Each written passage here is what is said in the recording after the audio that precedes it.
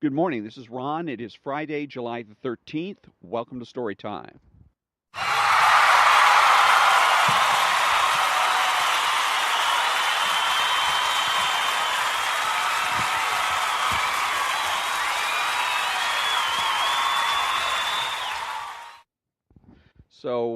Thank you very much. And yes, I am Ron, your host, the only true conservative in the United States of America, talking to all the butchers, bakers, and candlestick makers.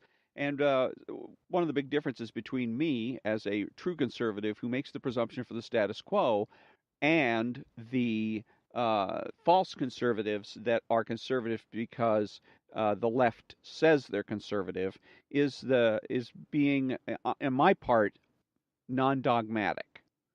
I don't have to engage in any types of dogma. One of the dogmas of the right that has been foisted on them by the left is slavish dependency on or slavish devotion to business, to the Chamber of Commerce and to business, that whatever business does must be good even when it's not good. But since I make the presumption for the status quo, I don't have to do that. I don't have to be slavishly or obsequious and butt kissing businesses simply because they're businesses. For instance, in California, we have various laws for what I call insurance laws, laws that were created with the express purpose of helping the insurance companies to realize bigger profits. Seatbelt laws, laws about having your child in a safety seat, those kinds of laws. And and my first question then when I hear about these laws is, what does that have to do with constitutional rights? What does it have to do with, um, your God-given rights to pursue happiness or anything else? Because there is no constitutional right to profit. There is no constitutional right to have a good fourth quarter. There's no such thing. So it should be, because if we stuck to the idea, legislators, not we, but if legislators stuck to the idea that they're here to protect our rights, we'd have a lot fewer laws passed, and consequently a lot fewer bad laws. But I'm willing to come out and say that the insurance companies are wrong to do this. They're wrong to go to the legislators and try to circumvent the market because the market is, fraught with dangers and whatnot. You might end up losing money. You might make money. You might go out of business when you compete in the marketplace. And so what they try to do is, like some other businesses, is try to do a shortcut or an end run around the market by going to legislators, get them to legislate laws that will lower the either the number of or the amount of claims. And I mean the number of claims or the amount, the total dollar amount of claims in this particular case, because that's what they're always saying, is that it's going to save lives, which is going to benefit the insurance companies. That's why they want it as a law. But it should be up to me. I should decide at any given time what it is that I need to do or not need to do as appropriate. Whether I may decide my child needs to be in a safety seat, or I may decide that the child does not need to be in a safety seat for whatever reason. That's my decision to make, and my decision to make as far as seatbelts are concerned, too. A lot of people have also claimed that, try to make the claim that it is perfectly okay for the legislature to pass laws, insurance laws, because, hey, the roads are public. And libertarians would then say, well, we should make the roads private and uh, have them privately owned, and you could do tolls, for instance, to help pay for them. But I'm saying is that, public or not, this has nothing to do with the maintenance of the roads. If you want to pass rules and regulations and laws that have to do with the maintenance of the roads, for instance, if you have vehicles that are too heavy so that they end up wearing the roads down quicker, and you want to assess fees or penalties for vehicles that are too heavy, that's perfectly understandable. It's a public road, and it has to be maintained with public money. So why should somebody who drives a Volkswagen pay the same kinds of fees as somebody who's driving a big rig, for instance? That makes sense. But as far as I'm concerned, it's where the rubber meets the road. Whatever goes on inside the car is none of the state's business vis-a-vis the roads, the fact that it's a public road. What goes on inside the car in terms of criminal activity, of course, but in terms of saying, for instance, putting on the seatbelt, that's got nothing to do with maintaining the roads. It has absolutely nothing to do with creating or maintaining roads. Neither does putting children in safety seats. It's a false argument. It's a red herring, and it's an excuse. The fact of the matter is, those laws are created to try to help the insurance companies show a profit, and they're wrong. They're just simply wrong for doing that. So, and whenever I happen to see things that come up that are where business is doing something it shouldn't be doing, I'm going to say so. Okay, and again, when you put it in the presumption of the status quo, if we look at the state of California, before we had seatbelt laws and helmet laws and child safety laws, the first question that should have been asked is when somebody came up and said, we need seatbelt laws or helmet laws, is what's wrong with the way things are now, where each person gets to decide. Because just because there's helmet laws doesn't mean that it's prohibited. Motorcyclists can wear a helmet if they wish to without a helmet law. A person that is driving a car can wear a seatbelt if they wish to, even though there's not a seatbelt law. A person that is driving a car can put their child in a child safety seat or make some other kind of safety arrangements for that child, even though there isn't laws for covering child safety seats. So you got to ask, what's wrong with that? Why is it that the individual should not be allowed to make the decision, to make the call? So, and that way you would be making the presumption, because all of the changes, or the vast majority of them, come from the idea of why not. That's the way it's perpetrated. The left perpetrates things by asking the question, why not? Why not legalize marijuana? They would ask, what they're doing is they're daring you to prove a negative, prove why something shouldn't happen. No, I'm not going to do that because it's impossible. The burden of proof is on the left, always. You want change? The burden of proof is on you.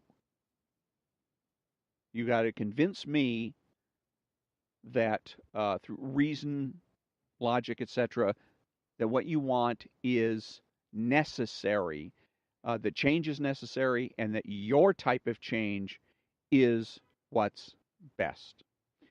So when I come back, I'm going to be reading a little bit of from the Introducing Marxism.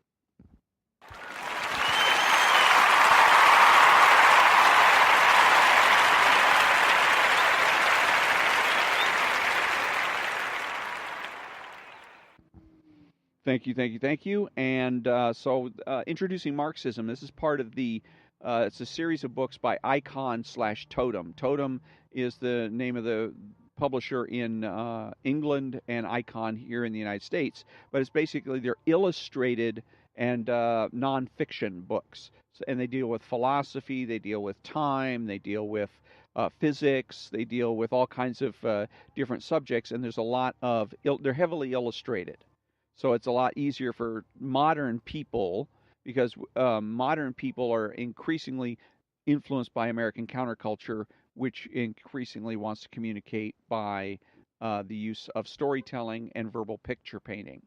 So when you try to communicate with people abstractly or with concepts, they have a difficult time dealing with it. So they throw in a lot of pictures in this book, and they make it almost like what they called, what you used to call an illustrated novel, where it was like a comic book, but it was had a little bit more better literary content, but it was heavily illustrated, and that's what these kinds of books are all about. So, and on this particular section of Introducing Communism is a section from Hegel, because Karl Marx got a lot of his heavily influenced by George Hegel, who was a German philosopher, and he was a professor, and so he came up with a lot of interesting ideas that are still influential today, even though this guy lived in the 1800s.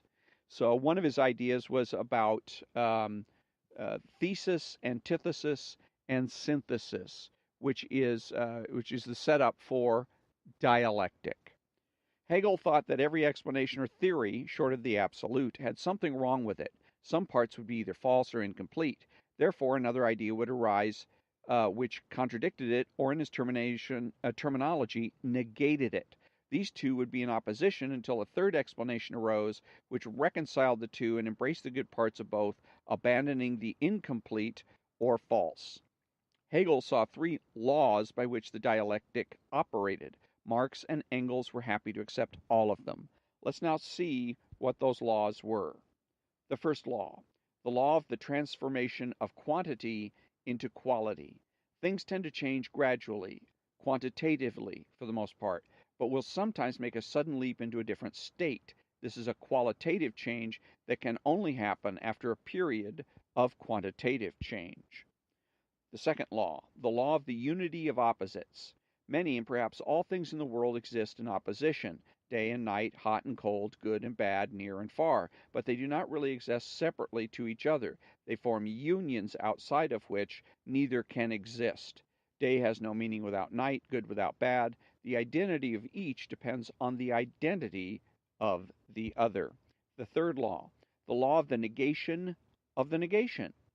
Any thesis contains within itself problems and difficulties, contradictions, which will bring about its downfall. This downfall is actually achieved by an antithesis which reveals the contradictions. Thus, it negates the thesis, but the antithesis itself contains its own contradictions, which are exposed by the synthesis. Thus, the negation is itself negated. Marxists identify this process operating in history. In each negation, the contradictions are abandoned, but the good things retained. Socialism will abandon the exploitation of capitalism, but will retain the advanced technology. In this way, the process of the negation is progressive and optimistic. And so it is all very fine and dandy, but it is untrue.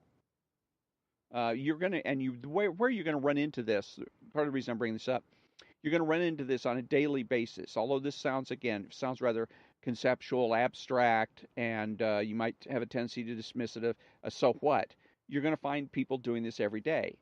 Children doing it, teenagers, your friends, your relatives, etc. That you're going to make a statement, and they're going to come to you, and they're going to challenge your statement, usually with a what-if statement. Oh yeah? Well, what about this? What about that? And what they're trying to do is they're trying to clash the ideas. A lot of this is Hegel's theory. It goes actually back to Socrates and the Socratic method, where Socrates would again use questions to bring about, to point out the weaknesses in people's arguments. And a lot of times it seemed that all he was really trying to do is show that nobody really knew anything. And he got away with that because people allowed him to pretend that he was neutral. That's the only way you can get away with that kind of thing. So the best way to deal with that is when somebody says, well, what about XYZ, is to ask them, okay, what about XYZ? Are you saying that, or another excellent way to do it is when somebody challenges you with a question is say, are you telling me I'm wrong? And that will very often shut them up, because the vast majority of the people on the left do not know what they're doing or why they're doing it. They just copy what they hear other people doing, whether it's on television or copying what they read in a book or experience in real life. So when you and they're expecting a certain type of response. They're expecting a little bit of a back and forth. You say, "What about this?" and they say, "What about this?" You say, "Well, in blah blah blah blah." And what they're looking for is basically is an exception. You're going to state a rule. This is the way it should be, and they say, "Well, what about this situation?" For instance, everybody should follow the rules, or nobody should lie is the classic one. No one should lie. And then somebody will say, "Well, what if the Nazis come and knock on your door, and they want to know if you're hiding any Jews. Okay, and you happen to have Jews in your closet. You say that you should be honest, and you should not, and you shouldn't. You should always be honest. And if you're honest with them this time, they're going to be these Jews are going to be taken to a concentration camp and probably die. That doesn't it doesn't matter because the ends don't justify the means and might doesn't make right. The issue and is what they're doing here is conflating justice with ethics. You should not lie. Another issue, another way to do it that's even a little bit easier is stealing. Thou shalt not steal. You should not steal anything. Well, what about the guy who can't make any money and needs to feed his family? He still shouldn't steal. The issue really becomes then one of justice for both the person confronted by Nazis and the person that is stealing a loaf of bread. It's not an issue of ethics. Both of them are doing something wrong. One is lying and the other is stealing. The issue then comes is when it comes to judgment. When you have to step in front of a judge and the judge has to pronounce sentence, should the fact that you had Jews in your closet be a mitigating factor in your sentence? And should the fact that you stole, not because you wanted to profit, but because you needed to feed your family, be a mitigating factor in your sentence? And I would say, obviously, yes.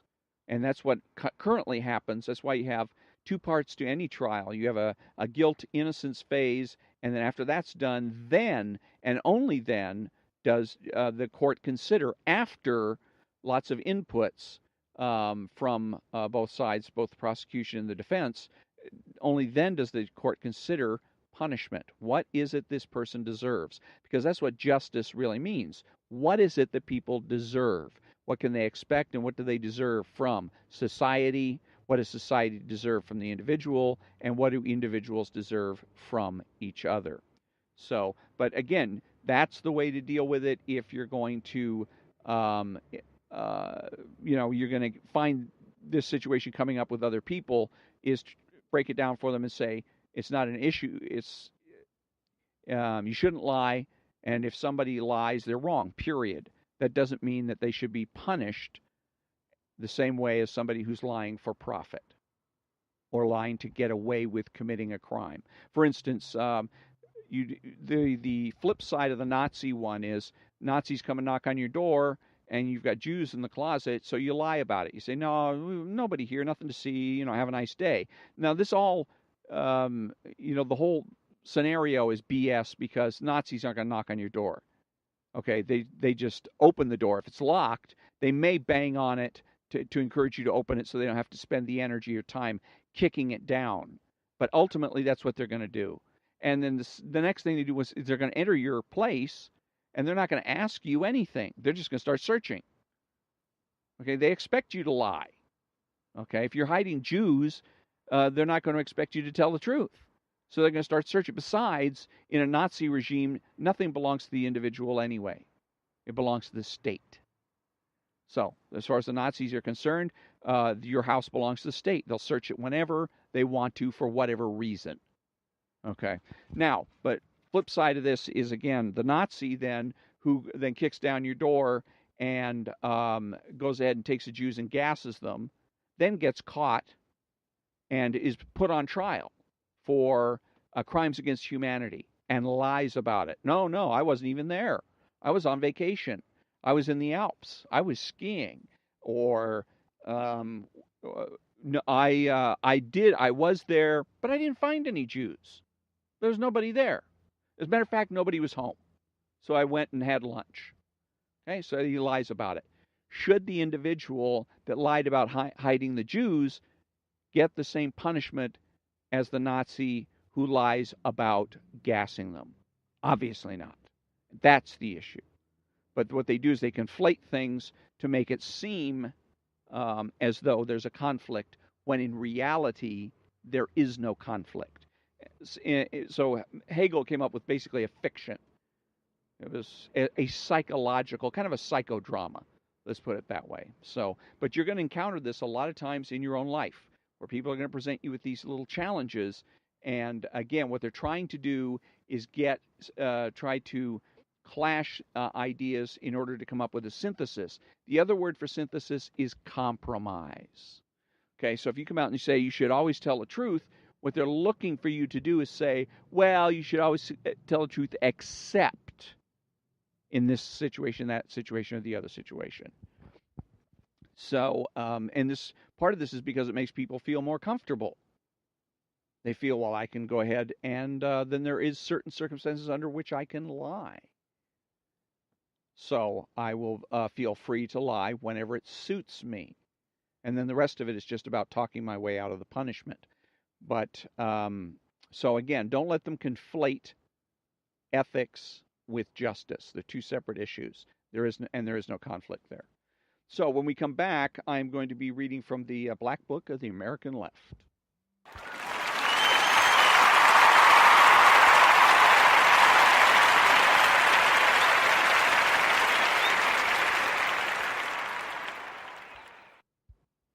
Thank you, thank you, thank you.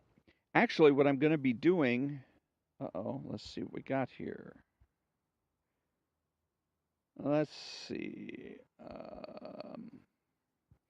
Yeah, I'm going to go ahead and read from, I got a new book, a new totem icon book, and it's called Introducing Game Theory. And it's very essential to the things I'm trying to talk about here. What is game theory? Game theory is a set of tools used to help analyze situations where an individual's best course of action depends on what others do or are expected to do. Game theory allows us to understand how people act in situations where they are interconnected. Connections between people arise in all sorts of situations. Sometimes, through cooperation with others, we can achieve more than we can on our own. Other times, conflict arises where an individual benefits at the expense of others, and in many situations, there are benefits to cooperation, but elements of conflict also exist. Now, first of all, I mean, the whole thing reads like something out of a left-wing playbook, but basically, game theory is another way of putting it is a chess game. Is you're living your life like a chess game. Okay, so in other words, instead of going through life with an ethical standpoint, because game theory is basically about power, pure and simple, winning and losing. That's what games are about. You play games to win. Okay, you look at your opponent makes a move, you make a move, they make a move, and you play out the game and see who wins. So game theory is about winning and fundamentally about power, because that's the left-wing theory about life itself, is that life is fundamentally about power. It has nothing to do with ethics. The left constantly tries to claim that ethics are obsolete because ethics are standards that are unrealistic, standards that nobody can reach or maintain. So what they have in place of it is game theory, which is basically ways of learning how to win. So you may find yourself in a lot of situations, maybe every day, where you're going throughout the day saying to yourself, okay, I got a problem. So if I go and I go to my boss, I got a problem with a coworker. So I can go to my boss and I can complain to my boss, but then my boss is going to confront my coworker, and my coworker is then going to maybe make something up about me. Or what if my boss fires me? Or what if my boss retaliates against me? Or what if this coworker retaliates against me in some way, shape, or form? And then you think, well, then if they retaliate against me, I'll file a complaint with Human Resources. Then you start thinking, well, if I file the complaint with Human Resources, what if Human Resources doesn't want to take the complaint, first of all? And if they do take the complaint, what if they don't take it really seriously to conduct a proper investigation? So you go through all of these machinations, and at the end of the day, since you have to do this with every relationship you have, your husband, your wife, your kids, your neighbors. If I say this, my neighbor has the lawnmower. I loaned it to him 2 weeks ago. Now I got to go try to get the lawnmower back. So if I do this, he's going to do that. If I say this, he'll say that. And at the end of the day, you're exhausted. You're exhausted from having to go through all this mental masturbation, for lack of a better term. Okay? And every morning you get up and you ask yourself, what's the bloody point? Why am I bothering? It's depressing. Okay? So, what you should be doing is thinking ethically. What is right? What is wrong? You do what is right, let the chips fall where they may. So, it doesn't mean that you can't try to act in ways that are going to. For instance, I had filed a complaint at work with human resources, and it ended up backfiring on me. I ended up getting in trouble instead of the person that was creating a literally hostile and intimidating work environment. And I spent a lot of time game theory playing with myself on that. What maybe I should have done this or I should have said that, and it would have been better for the to demonstrate the righteousness of my argument if I had produced better or more thorough evidence, because I really had no evidence other than my own testimony. The two individuals involved denied that any such thing was occurring, and so I end up flapping the breeze. So from a right and wrong standpoint, it would have been a good idea, and I could have just simply got out my camera, my cell phone, and filmed it. Filmed what was going on. That way, anybody tries to deny it, I say, "Excuse me, here's the proof." That's perfectly legit. It's not game theory. But and that's what happens a lot of times too. Is not just are you game theorying when you're thinking about what should I do in a given situation, but you play game theory afterwards. If it doesn't work out the way you thought you should do, you feel like you lost. Then you start to do what in chess is called post-mortem. Wow, I should have done this. I should have done that. If I had done this, then he would have done that, and then I would have done this, and then I would have ended up in the superior position. I would have won. And at the end of the day, again, you're still going to be asking yourself, what's the point? And you know what the point is? Ethics. You do what's right, and you won't ask yourself that question. You do what's right, let the chips fall where they may. If you have to collect evidence or whatever, that's fine. But don't look at things like a chess game. Don't game theory your life away. Okay? Do what's right, and you're not going to have the feeling of that life has no meaning. You'll hear that from a lot of people in modern society. What's the meaning? What's the point? I used to have a boss that come in every day and ask me, what's the meaning of life? Well, if you're asking that question, then you are a person that believes might makes right and the ends justify the means. Okay? And no matter what you want to say is the meaning of life, might makes right, the ends justify the means is not it.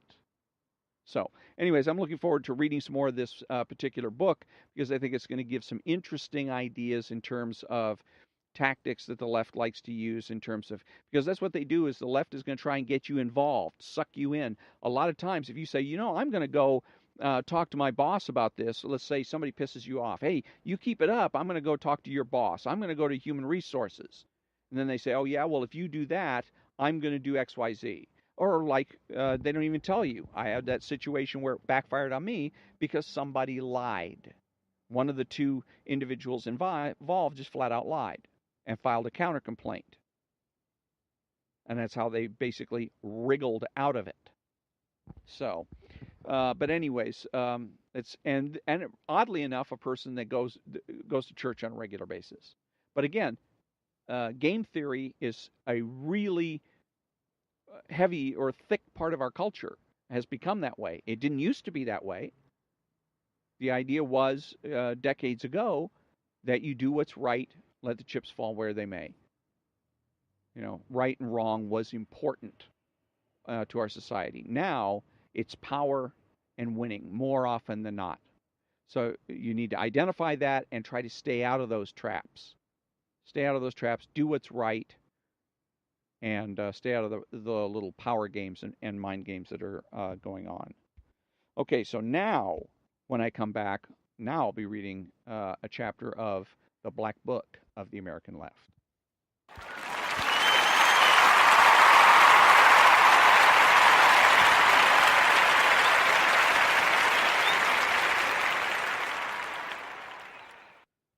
Thank you, thank you, thank you, thank you.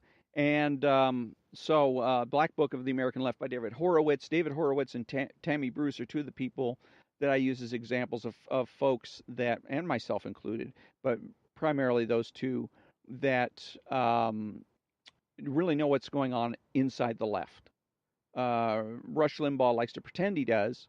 He says he knows the left as well as his every square inch of his glorious naked body, but he doesn't. Okay, you listen to Rush Limbaugh, and then you read David Horowitz, or you listen or to Tammy Bruce, or read one of her books, and you rapidly discover that he compared to them, he hasn't a clue. So that's why I'm reading Mr. Horowitz's book.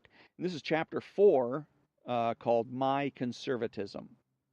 I was recently invited to address the question, "Are we conservatives?" before an audience at the Heritage Foundation. The very posing of the question tells us something about contemporary conservatism. I could no more have put the question, "Are we progressives?" to a comparable gathering of the left than I could ask a crowd of citizens, "Are we Americans?" To raise such an issue to these audiences would be to question an identity and the foundations of a faith. Conservatism, then, is not an ideology in the sense that liberalism is, or the various forms of radicalism are. It is not an identity politics whose primary concern is to situate its adherents in the camp of moral humanity, and thus to confer on them the stamp of history's approval. Conservatism does not have a party line. It is possible for conservatives to question virtually any position held by any other conservatives, including, evidently, the notion that they are conservatives at all, without risking excommunication, expulsion, or even a raised eyebrow. Conservatives do sometimes claim religious principles as the basis for their convictions, but it is not a religious commitment that makes them conservatives. There are radicals and liberals who have similar commitments and make similar claims. What makes an outlook conservative is that it is rooted in an attitude about the past rather than in expectations of the future. The first principles of conservatism are propositions about human nature and the way human beings behave in a social context, about limits and what limits make possible. This practicality, this attention to experience, to workable arrangements, explains why the conservative community can be liberal and tolerant toward its members in ways the progressive left cannot. In contrast to the conservative outlook, liberal and radical ideologies are about the future, about desired outcomes. First principles of the left are the principles of politically constructing a better world. Throughout the modern era, the progressive future has been premised on a social contract that would make all of society's members equal, or at least provide them with equal starting points. Since ideologies of the left are commitments to an imagined future, to question them is to provoke a moral rather than an empirical response. Are you for or against the equality of human beings?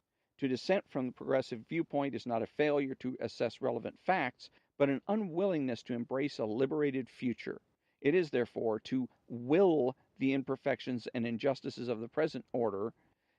In the current case of the left, it is to be racist, sexist, classist, a defender of the status quo. That is why not only radicals, but even those who call themselves liberals are instinctively intolerant towards the conservative position. For progressives, the future is not a maze of human uncertainties and unintended consequences, it is a moral choice. To achieve the socially just future requires only that enough people decide to will it. Consequently, it is perfectly consistent for progressives to consider themselves morally and intellectually enlightened while dismissing their opponents as morally repulsive reactionaries unworthy of the community of other human beings. While the politics of the left is derived from assumptions about the future, its partisans are careful to construct a view of history that validates their claims. History is a narrative of progressively expanding human rights.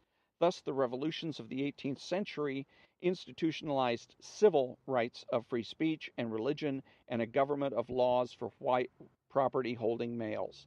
The 19th century extended the rights of suffrage and the political base of freedom, ending slavery and establishing the equality of individual males as participants in the political process. The 20th century's task, and now the task of the 21st, is to extend the same rights to women and other minorities while adding social and economic rights to education, health care, material well-being, and equality. This is the revolution for social justice, which of course is the socialist revolution that has failed, but that the left will not give up. Modern or postmodern, or better still, post-communist conservatism begins with the recognition that this agenda and the progressive paradigm that underpins it are bankrupt. They have been definitively refuted by the catastrophes of Marxism, which demonstrate that the quest for social justice, pressed to its logical conclusion, leads inexorably to the totalitarian result.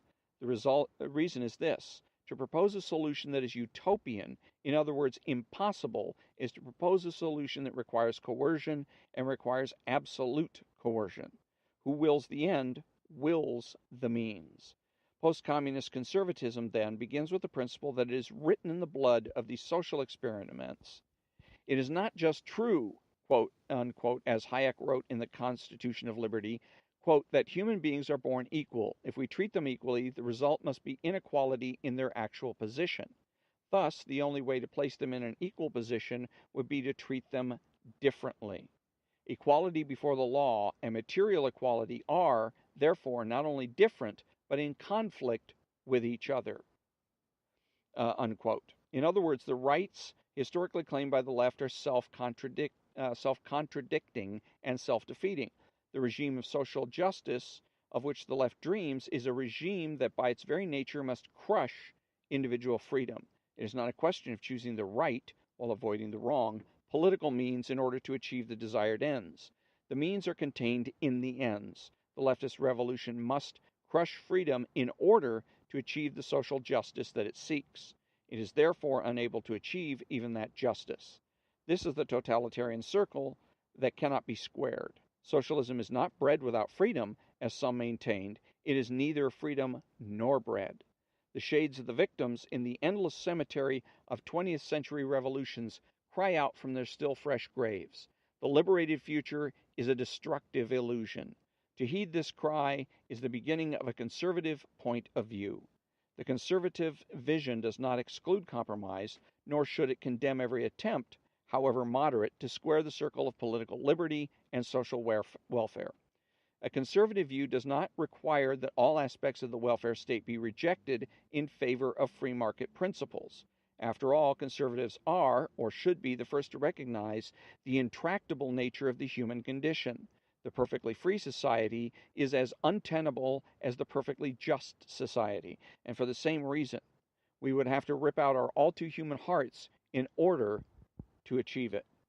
The Hayekian paradox, the point from which contemporary conservatism begins, is an understanding shared by the architects of the American Republic. It is no accident, as Marxists would say, that Federalist Number 10 describes the constitutional arrangement as a design to thwart the projects of the left. Quote, a rage for paper money, for an abolition of debts, for an equal division of property, or for any other improper or wicked project, unquote. A conservative is thus a conserver of the framework of the American Constitution. But are we really conservatives? Well, yes and no. The principles of the American founding are, of course, those of classical liberalism. The fathers of modern conservatism, Locke, Burke, Madison, were classical liberals, anti-Tory architects, and defenders of the great liberal revolutions of their time. But while modern radicals have failed in their efforts to expropriate the means of material production, they have succeeded in appropriating enough of the means of cultural production to hijack the term liberal for their own anti-liberal agenda and to keep it there. The radical wolves in sheep's clothing fall into two categories. First are the crypto-Marxists, calling themselves radical feminists, post-structuralists, postmodernists, or merely progressives, whose agendas remain totalitarian. Then come the fellow traveling liberals, who acknowledge the bankruptcy of socialism and make a grudging commitment to free markets, but who still do not want to give up the agenda of social justice, the idea that government can arrive at a standard of what is just and that the state can implement such a standard without destroying economic and political freedom. The liberal ascendancy that dominates the current horizon is a popular front of these two groups. Their victories are visible all around us. Under the banner of expanding rights, they have transformed the idea of America from a covenant to secure liberties to a claim for entitlements. They have expanded the powers of the state and constricted the realm of freedom. They have eroded the private economy and stifled individual initiative.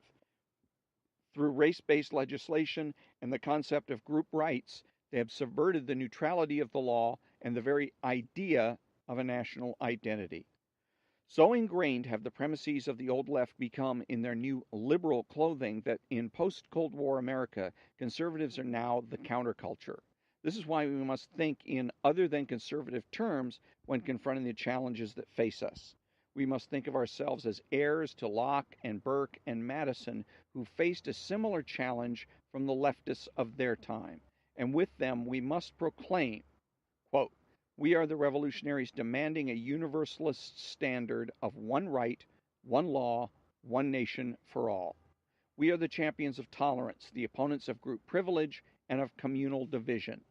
We are the proponents of a common ground that is colorblind, gender equitable, and ethnically inclusive, a government of laws that is neutral between its citizens and limited in scope. We are the advocates of a society as against the state, the seekers of a dramatic reduction in the burdens of taxation and of redress from the injustices of government intervention. We are the defenders of free markets against the destructive claims of the socialist agenda, and we are the conservers of the constitutional covenant against the forces of modern tyranny and the totalitarian state." So that concludes chapter 4. Let me see. I wanted to get to his um, definition. Let's see here.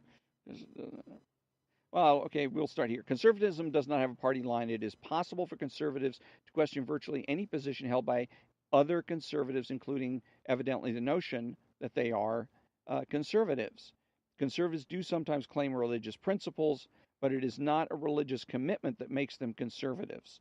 They are radical. The first principles of conservatism are propositions about human nature and the way human beings behave in a social context, about limits and what limits make possible. This practicality,